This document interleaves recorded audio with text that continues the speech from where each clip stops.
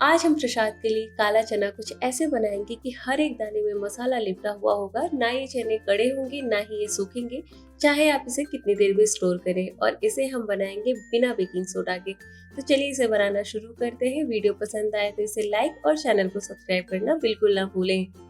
यहाँ पे मैंने काला चना लिया है, अच्छी तरीके से धो के ओवरनाइट सोक होने के लिए रख दिया था ताकि ये अच्छी तरीके से फूल जाए। अब एक प्रेशर कुकर लेके इसमें हम पानी के साथ ही इसे डाल देंगे अगर आपने इसे धो के रखा है तो। और 1 कप चने के लिए आप यहाँ पे 3 कप पानी का इस्तेमाल करिए। इसमें हमें बेकिंग सोडा का यूज बिल्कुल भी नहीं करना है। अब यहाँ पे आधी छोटी चम्मच जितना नमक डालेंगे जिससे कि जो ऊपरी लेयर है, जो छिलका है, वो थोड़ा सॉफ्ट हो जाएगा। अब यहाँ पे लीड लगा के 7 से 8 सीटी आने तक हम इसे पकाएंगे। फ्लेम को यहाँ पे लो टू मीडियम रखिए।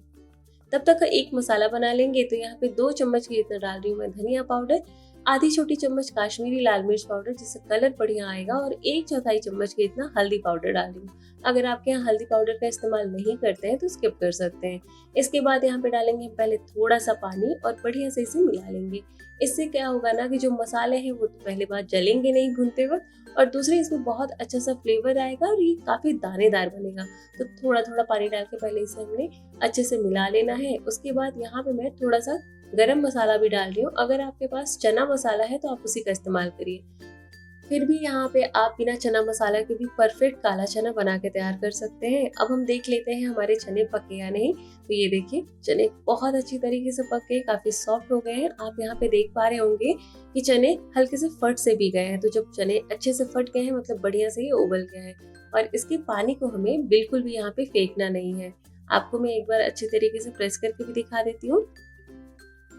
और ये देखिए काफी सॉफ्ट है, काफी मुलायम है। जो उसका छिलका है वो भी अच्छी तरीके से सॉफ्ट है।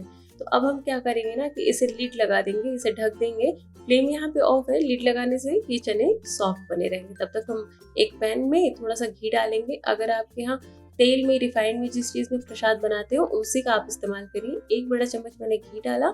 उसके बाद डाल दिया मैंने 1 चम्मच जितना जीरा, थोड़ा सा ही डाल दिया मैंने हींग। अच्छी तरीके से इसे हम भून लेंगे ताकि एक बढ़िया सा स्वाद आएगा। जब ये दोनों अच्छे से भून जाए, यहीं पे मैं डाल दूंगी इसमें थोड़ी सी कसूरी मेथी भी, जिससे कि इसका फ्लेवर बहुत बढ़िया आएगा। जब आप घी और तेल में इसे भुनेंगे ना तो इसका स्वाद बढ़िया आता है। तो यहाँ पे हमने इसे अच्छे से भून लिया। अब जो मसाला हमने बना के रखा था एक बार अच्छे से मिक्स कर लेंगे, क्योंकि जो मसाले हैं वो तले में बैठ जाते हैं। अभी हमने फ्लेम को यहाँ पे लो रखा है और मसाला डालने के बाद तुरंत ही हमें इसे लगातार चलाना है। अब यहाँ पे हमें ध्यान देना है कि मसाले जले ही नहीं और अच्छी तरीके से हम भून लें। थोड़ी ही देर में आप देखे होंगे कि यहाँ पे साइड में तेल सेपरेट होने लगा है और मसालों में हल्का हल्का सा दाना क्रिएट होने लगा है, मतलब ये थोड़ा दानेदार बनने लगा है।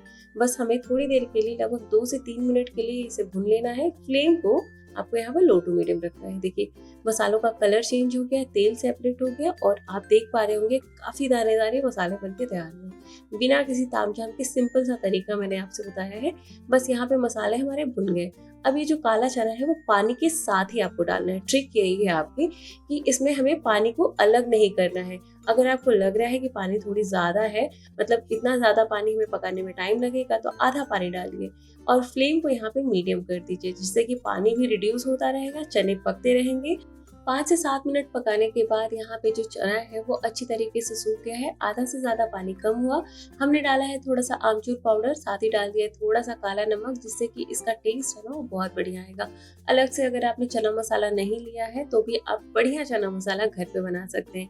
यहाँ पे पानी इसका सूख गया है। थोड़ा सा डालेंगे अदरक कटा हुआ, साथ ही डाल देंगे 2 हरी मिर्च, क्योंकि हमने तीखेपन के लिए इसमें ज्यादा कुछ इस्तेमाल नहीं किया है। बस हम इसे 1 से 2 मिनट के लिए और पकाएंगे। बहुत ज्यादा इसे सुखाने की जरूरत नहीं है। साथ डाल देंगे फ्रेशनेस के लिए धनिया पत्ता। और लीजिए हमारे ये काला चना बहुत ही सिंपल से स्टेप्स में तैयार हो गया है। पूरी तरीके से जब आप इसमें पानी सुखा देंगे तो आप इसे ज्यादा देर तक रखेंगे तो ये थोड़ा ड्राई होने लगेगा। बस अब मैं क्या कर रही हूँ, फ्लेम को ऑफ करके ढक देती हूँ।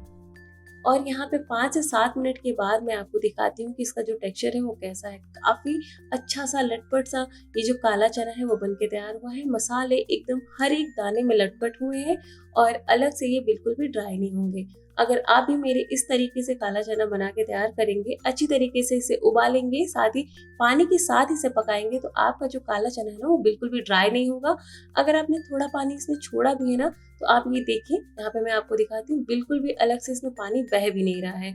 मसाले अच्छे से कूट हुए हैं। तो परफेक्ट तरीके से मैंने आपको काला चना बताया है। आप इस तरीके से एक बार ज़रूर बनाइएगा, फीडबैक ज़रूर दीजिएगा।